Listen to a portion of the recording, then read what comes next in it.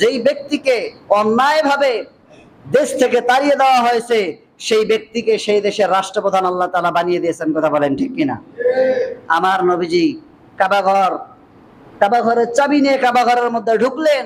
কাবা ঘরে ঢুকে দেখেন 365টা সেখানের মধ্যে আপনার মূর্তি ছিল, অনেকগুলো মূর্তি সেই কাবা ঘরের মধ্যে।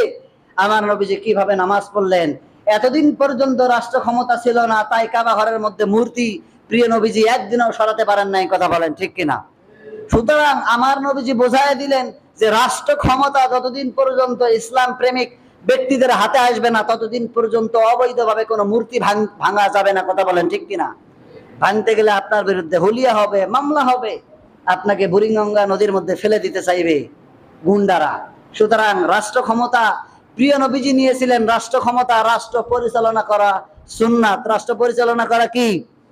টুপি মাথায় দিয়ে এসেছেন, সুন্নত পালন করেছেন। দাড়ি রেখে এসেছেন, সুন্নত পালন করেছেন। মিষ্টি খান, সুন্নত পালন করেছেন। দাঁত ভেঙেছে, এটাও যে সুন্নাত এটা কিন্তু আপনার মনে নাই। রসুল সাল্লাল্লাহু আলাইহি সাল্লামের সুদিনের সুন্নাত আর দুর্দিনের দাঁত ভাঙার সুন্নতকে যদি এক পাল্লায় দেওয়া যায়, দুইটা সুন্নত কি কখনো এক হতে পারে? পারে না। সুতরাং বিগত দিনে যা করেছেন উদাত্ত আহ্বান করি সব মতবাদ পায়ে দলিত করুন, পদদলিত করুন।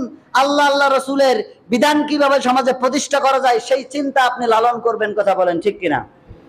এক পর্যায়ে কাবা ঘরের চাবি নিয়ে প্রিয় নবীজি সেই 360টা মূর্তি আমার নবীজি ভেঙে চুরে চুরমার করে দিলেন, আল্লাহর ঘর পবিত্র করলেন। বিলালকে ডাক দিয়ে বলেন, বেলাল, সারাটি জীবন আজান দিতে পারো নাই, কাবা ঘরের দেওয়ালের উপরে দাঁড়াও, তুমি তোমার ইচ্ছা মতন গলা ফাটিয়ে আল্লাহর স্লোগান দাও, জোরে বলে সুবহানাল্লাহ।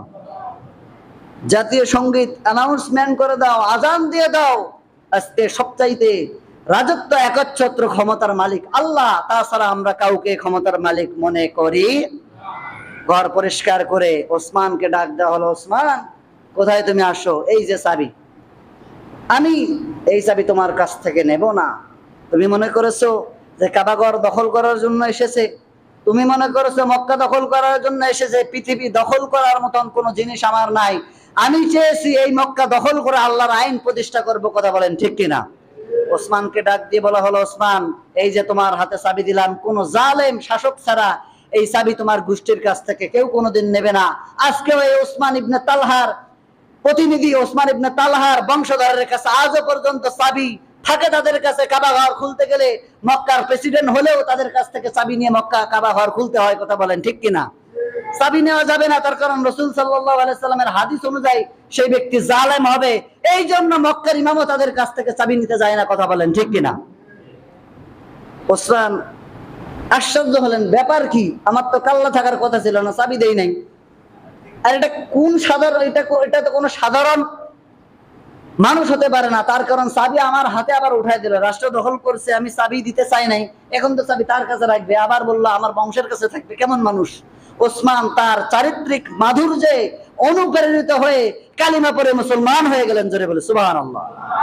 এই ইতিহাস সৃষ্টি করেছেন রাসূল সাল্লাল্লাহু আলাইহি সাল্লাম।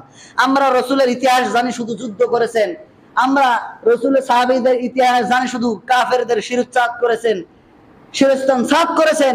আমরা এটা দেখি না রাসূল সাল্লাল্লাহু আলাইহি সাল্লাম কতটা মায়া এবং ভালোবাসা বুকের মধ্যে লালন করতেন। কথা বলেন ঠিক কিনা? আজকে তাম পৃথিবীতে ইসলামটাকে ত্রাস, জঙ্গি এইভাবে করে ইসলামটাকে ট্যাগ দেওয়া হয়। ইসলাম পৃথিবীর মধ্যে সবচাইতে বেশি মানবতার ধর্ম লালন করে। কথা বলেন ঠিক কিনা? না হলে কিন্তু তাকে চাবি দেওয়ার কোনো প্রশ্ন ছিল? আল্লাহ তাআলা আমাদেরকে এই মক্কা বিজয় থেকে শিক্ষা গ্রহণ করে আগামী দিন আমাদেরকে সুন্দরভাবে আমাদের জীবনকে পরিচালনা করার তৌফিক দান করে দেখ। সকলে পরে আল্লাহুম্মা আমিন।